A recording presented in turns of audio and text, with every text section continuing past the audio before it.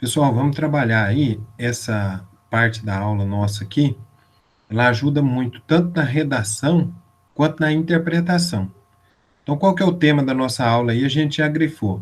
Combinação de palavras, mecanismos de coesão frasal.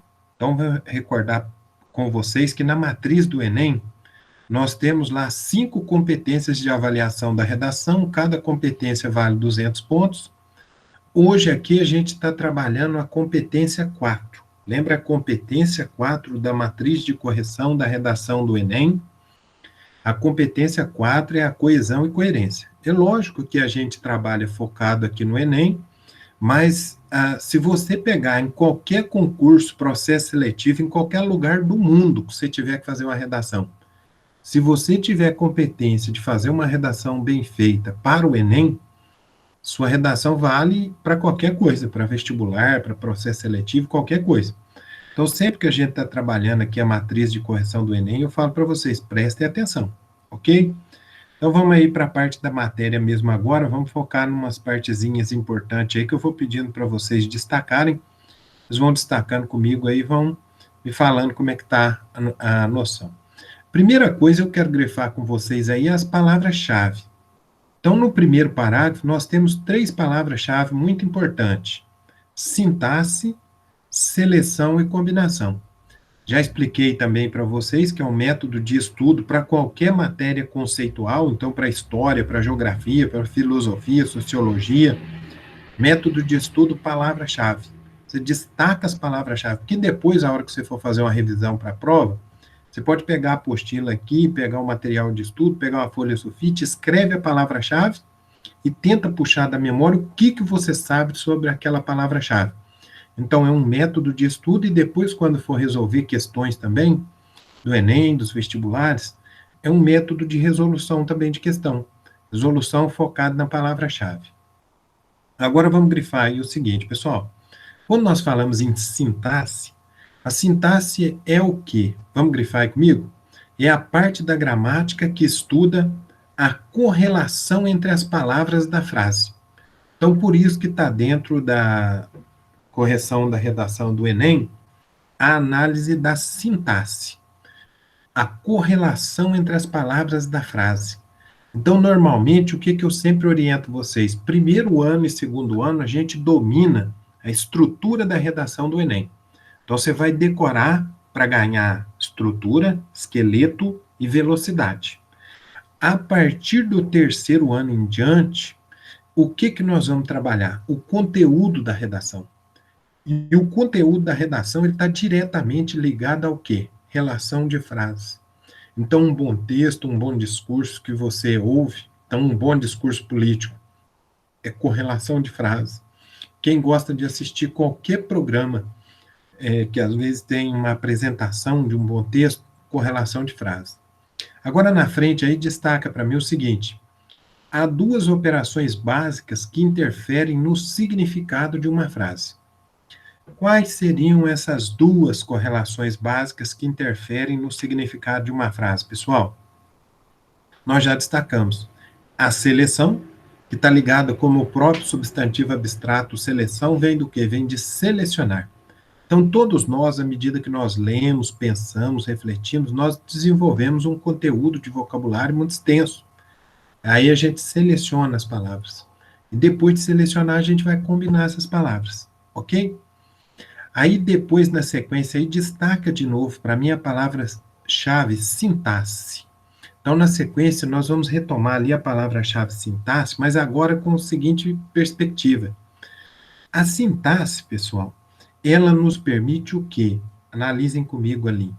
O sentido de uma frase se altera não só pela troca de palavras, mas pela mudança de combinação entre elas. Então, a sintaxe, ela me permite essa noção, que quando eu vou mudar o sentido de uma frase, eu não preciso estar preocupado só em selecionar palavras diferentes, mas eu posso mudar o sentido de uma frase mudando a ordem das palavras, ok? Então, beleza. Vamos para o parágrafo seguinte aí, pessoal. No parágrafo seguinte, eu já quero de cara aí que vocês destaquem a primeira linha. Quando alguém fala, associe uma palavra a outra para produzir certo significado. Então, o que, que nós temos que destacar aqui? Seja na linguagem falada, seja na linguagem escrita, a combinação entre as palavras, elas já estão pré-estabelecidas na nossa mente.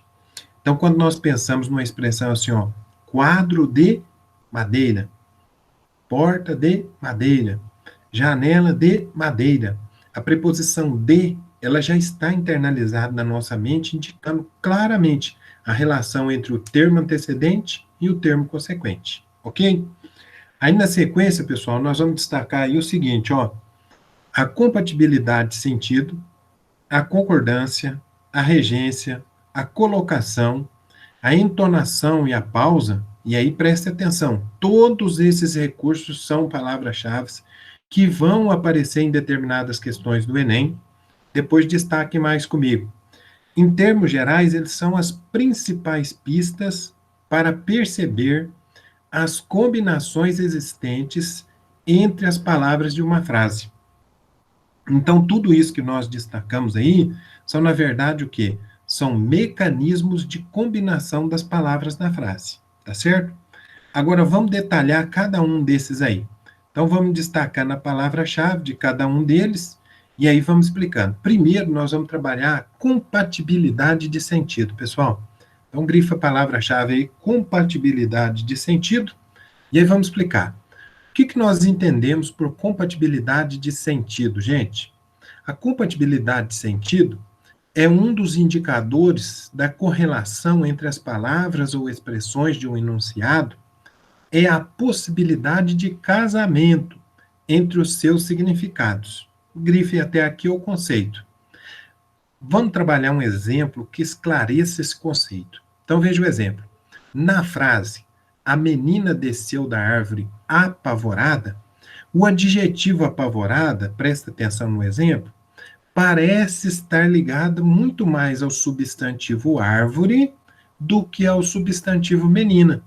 No entanto, nós, quando pensamos a compatibilidade de sentido entre o adjetivo árvore e apavorada, ou menina e apavorada? Logicamente que a melhor compatibilidade de sentido é com menina.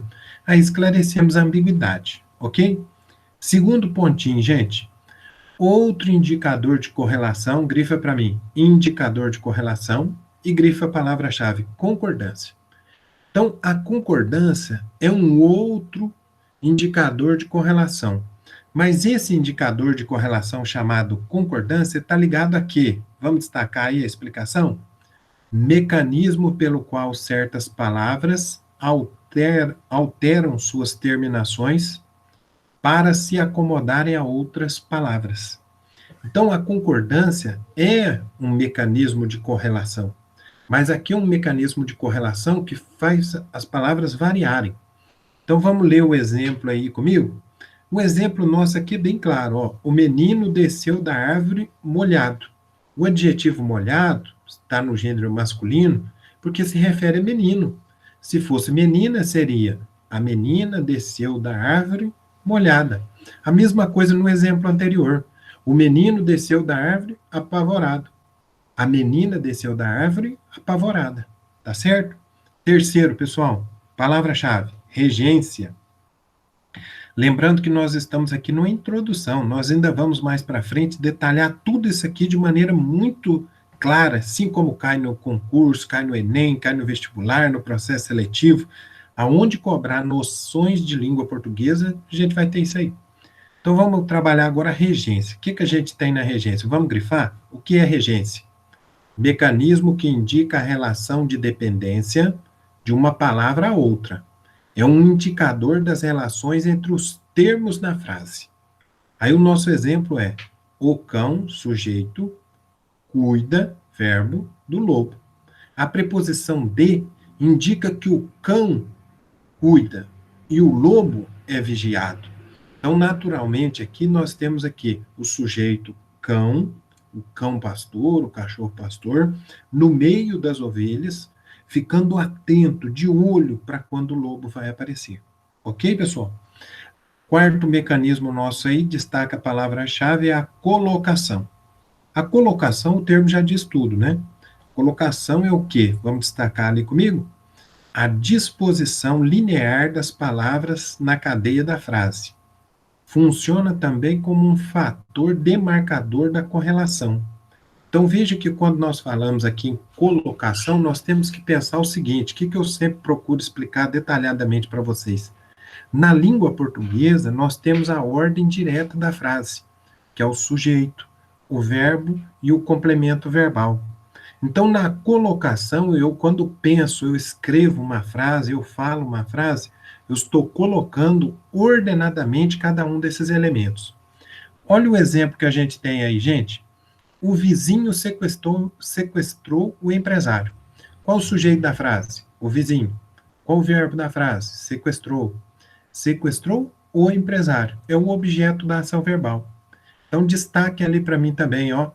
Agora, a ordem das palavras permite saber quem é o sujeito e quem é o objeto, respectivamente. Então, tem questões que normalmente, na parte de língua portuguesa, pede para você identificar isso, ok? O último mecanismo ali é a entonação. Destaca ali para mim a entonação. O que é a entonação, gente? A entonação é um dos indicadores de associação entre palavras. Na língua escrita, ela é orientada também pelas vírgulas. Então, vamos ver um exemplo nosso aqui, ó. Os policiais abandonaram o local, logo os crimes voltaram a acontecer. Se a vírgula estivesse depois de logo, haverá uma sensível mudança no sentido da frase.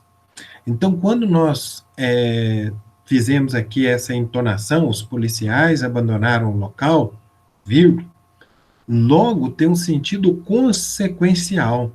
Então, consequência disso, os crimes voltaram a acontecer. Agora, se eu colocar a vírgula depois de logo, muda completamente o sentido, porque eu digo assim, os policiais abandonaram o local logo. Aí o que tinha um sentido consequencial, agora tem um sentido adverbial, indicando quanto tempo eles gastaram. Eles foram rapidamente, de maneira imediata, logo, ok? Vamos destacar agora embaixo aí, por favor, o parágrafo seguinte. Existem frases em que, apesar de todos esses indicadores de correlação, é possível estabelecer de modo seguro quais são a articulação e o sentido pretendidos pelo enunciador. Bom, aqui eu estou falando de quê, então, pessoal? Por favor, se é impossível identificar o sentido, é porque, grifa ali para mim, eu estou falando de frase ambígua. Na frase ambígua, por mais que a gente relacione tudo isso aqui, a gente não consegue identificar o sentido. Por isso que, se vocês puderem observar comigo aí agora, a gente vai grifar a definição de frase ambígua. O que é uma frase ambígua? É aquela que admite mais de uma interpretação, dependendo de como as palavras foram combinadas pelo leitor, ok? Vamos seguir na nossa matéria aí para baixo agora, pessoal. O uso pouco eficaz, presta bastante atenção, que depois eu vou pedir para vocês destacarem bem. O uso pouco eficaz dos mecanismos de combinação também pode produzir frases nas quais é exigido do leitor esforço de interpretação, que normalmente não é necessário. Então, aqui eu quero que vocês dêem um destaque especial em uso pouco eficaz dos mecanismos de combinação. Esse uso pouco eficaz dos mecanismos de combinação, ele é muito cobrado, às vezes, nas questões de interpretação de texto. Então, fica de olho, questão de interpretação de texto nisso aqui, hein? Vamos na sequência aí, pessoal. Outra coisa que eu quero que vocês continuem acompanhando comigo aí, por favor. Vamos grifar as correlações entre os diferentes termos da frase são limitadas e previsíveis. Prova disso é a possibilidade de descrever, em pouco espaço, todas as correlações possíveis dentro de uma oração em português. Isso aqui eu quero que vocês destaquem, quando nós estamos trabalhando a estrutura sintática do período simples. Então, o período simples, que é esse que a gente identifica aqui, o sujeito, o verbo, o predicado, os elementos mais estruturais, mais fáceis de identificar na frase, O período simples é muito fácil, gente. Sempre que cai uma frase do período simples é muito fácil. Agora, quando a gente for estudar o período composto, que vocês já passaram por ele, já estudaram também, né? Na língua portuguesa, o correto é a gente estudar no nono ano e depois no segundo ano. O período composto é muito mais difícil de ser construído, né? E de ser interpretado também. Depois, então, vamos ficar de olho nessas questões aí, porque eu sempre falo para vocês, hoje em dia, a gramática, ela não é cobrada só o conceito gramatical. Todos esses conceitos que eu estou trabalhando aqui com vocês, vai ser sempre cobrada a gramática no texto. Então, sempre vai ser cobrado aqui esses conceitos gramaticais dentro da lógica de interpretação de texto. Então, é fundamental que a gente realmente domine todos esses conceitos, mas o mais importante depois é a gente treinar a leitura. Quanto mais a gente lê, mais a gente aprimora o nosso olhar de interpretação de texto. Certo, pessoal?